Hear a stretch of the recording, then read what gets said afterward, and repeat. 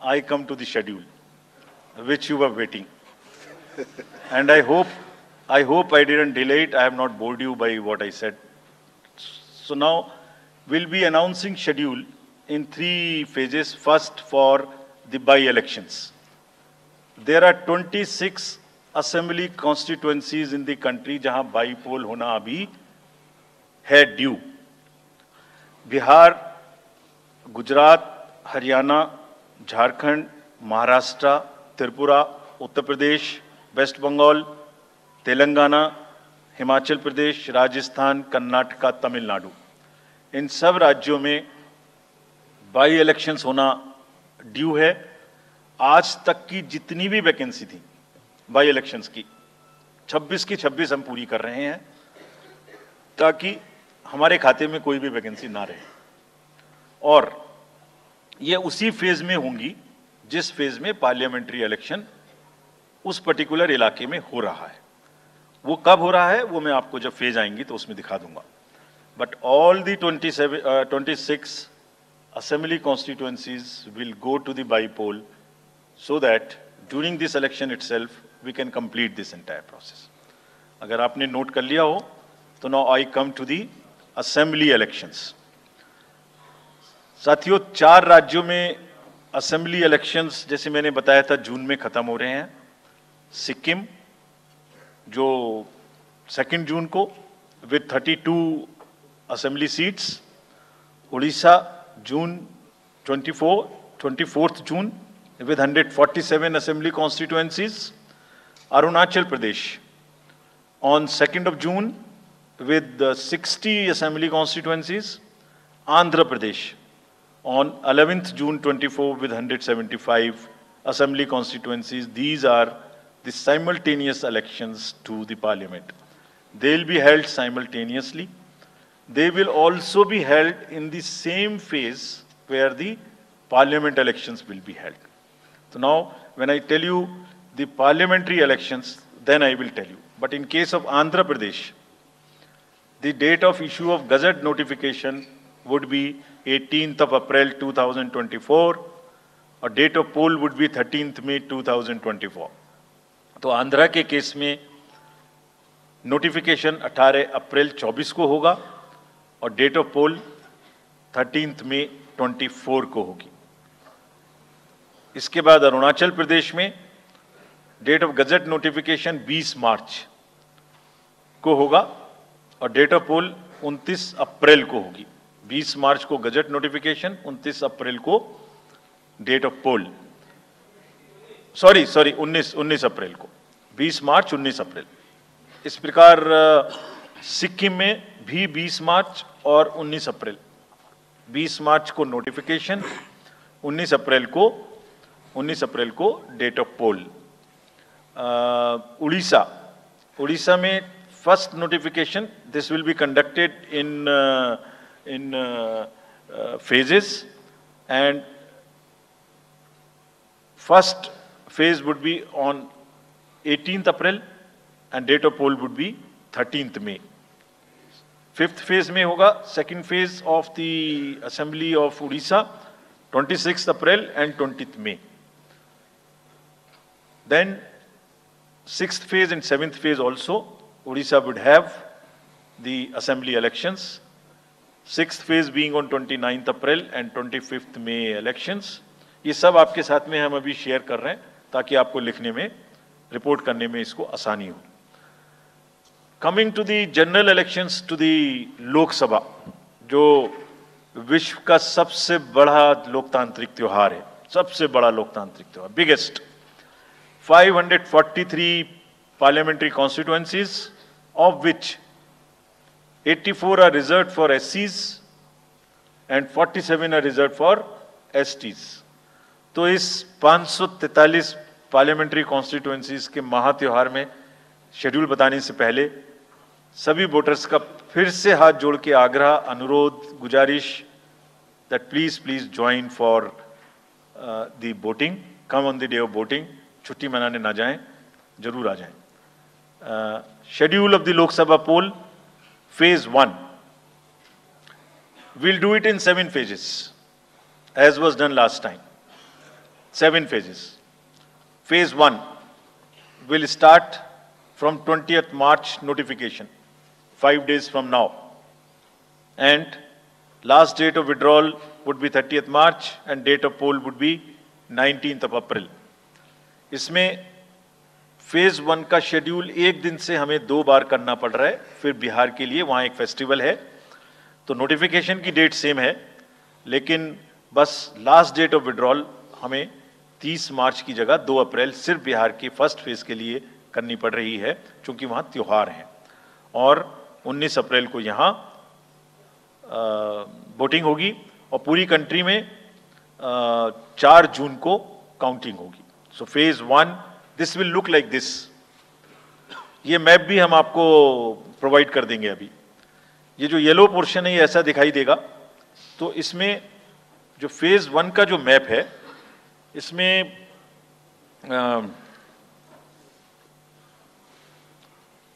North east, नीचे Tamil Nadu, Rajasthan, centre में छत्तीसगढ़, मध्य प्रदेश और उत्तराखंड, और ऊपर में जम्मू कश्मीर की 1 पार्लियामेंट्री कॉन्स्टिट्यूंसी। ये येलो फर्स्ट फेज का आपके सामने में मैप है। सेकंड फेज और फर्स्ट फेज में 21 स्टेट्स जाएंगी पोल में। Second phase notification will start on 28th of March and date of poll will be 26th of April. Similarly here in case of J&K, because of the some holiday, the date of one day would be different, date of security of nomination would be different, but date of gazette notification or date of poll would be common.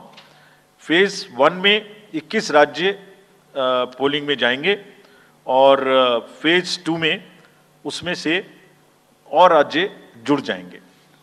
So this is the map which would be phase 2, जिसमें हम north east में काफ़ी जगह चुनाव को complete करते हुए, तमिलनाडु में कंप्लीट करते हुए, सेकेंड फेज में राजस्थान को भी कंप्लीट करेंगे। Phase 3 would be from 12th of April and date of poll will be 7th of May. इसमें भी टोटल 12 स्टेट्स उस समय में जा रही होंगी और इस फेज में 3 नए राज्य में चुनाव शुरू होगा। इसका मैप कुछ इस तरह से दिखाई देगा। राजस्थान हम कवर कर चुके होंगे, तमिलनाडु कवर कर चुके होंगे, केरला कवर कर चुके होंगे, गुजरात इसमें कवर कर लेंगे, नॉर्थ ईस्ट पूरा कवर कर चुके होंगे और हम नए राज्यों को मिला के 3 इसमें नए राज्य भी जुड़ेंगे। फोर्थ फेज में 18 अप्रैल को गजट नोटिफिकेशन होगा और date of polling would be 13th of May.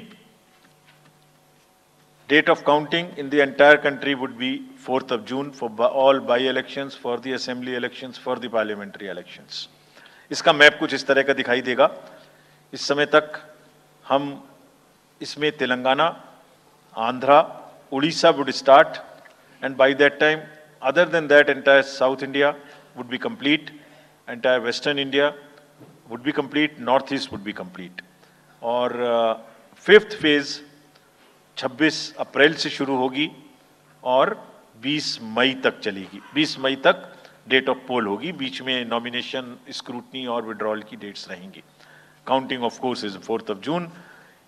It will look like this, which is in front of you, and phase 5 में 49 constituencies will be going to the poll. Phase 6 में 57 constituencies will go to the poll, starting from the Gazette notification on 29th of April and finishing on 25th of May 2024. इसका map कुछ इस तरह का दिखाई देगा कि मोस्टली यूपी, बिहार, बंगाल, उड़ीसा और साथ में कुछ नॉर्थ का पोर्शन चालू रहेगा। Last phase, 7th phase notification will be on 7th of May and polling on 1st of June. तो last polling would be on 1st of June and counting on 4th, and इस phase में पूरा पंजाब, हरियाणा भी शामिल रहेगा Bengal, Bihar, Odisha. This is how the map will look.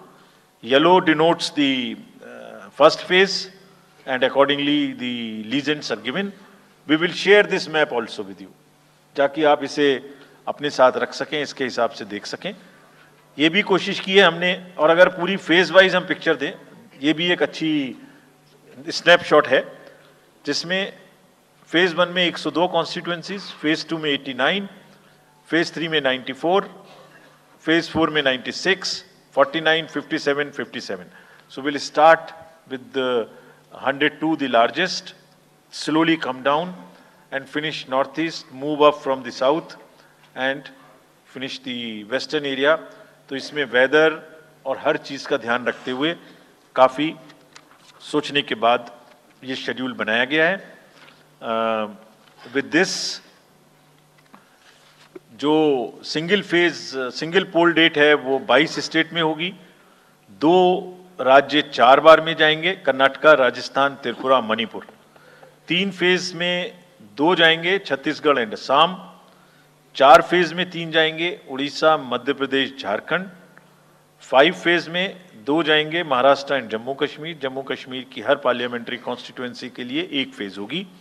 और 7 phase में 3 जाएंगे, Uttar Pradesh, Bihar and West Bengal. With this friends, I and my address and thank you very much. Thank you, sir, for those detailed remarks. Please hold on. So, you raise your hands, हाथ खड़ा कर दीजिए. माइकर्स आपके पास आएंगे. तो we will start with you in the first row. Where are the micers? अब आइए, इनको दे दीजिए. जो, yeah, CC sir will take 4-5 questions at one time. So after that we'll take the next person. Yeah. Sir, मैं मोहित दुबे हूँ news nation से. Sir, मेरा सवाल ये है कि आपने 7 चरणों में मतदान ये करवाया है. बहुत बड़ी चुनौती है, क्योंकि दुनिया का सबसे बड़ा लोकतंत्र हिंदुस्तान है. अपोजिशन पार्टियां जो है ये आरोप लगा रही हैं कि 7 चरणों में क्या जरूरत है और इसकी वजह से सत्ताधारी दल को फायदा होता है. और छोटा सा सवाल सर एक और है कि ईवीएम को लेके लगातार अपोजिशन धरना दे रहा है, सवाल उठा रहा है.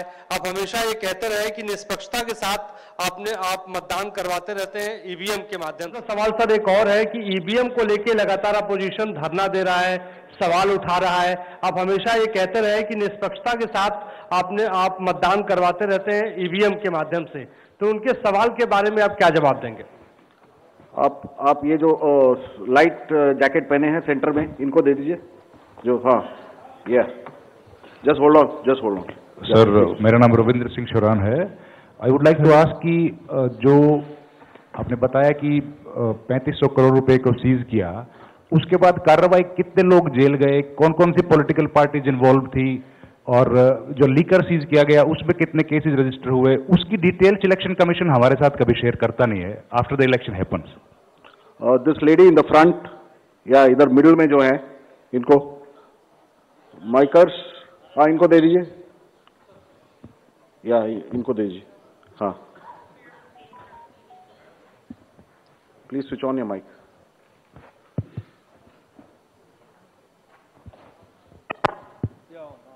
Great. Samir Hussain from BBC News. This is an incredible feat to try and get every person who's eligible to vote. I'm wondering how much money is being spent, and in addition, what is the biggest concern in terms of these elections? Okay. The lady in the 4th row over there with that black dress, उनको दे दीजिए. माइकर्स, middle में, हाँ, उनको जो बीच में है, वो lady जो है, हाँ, give it to her. Yes.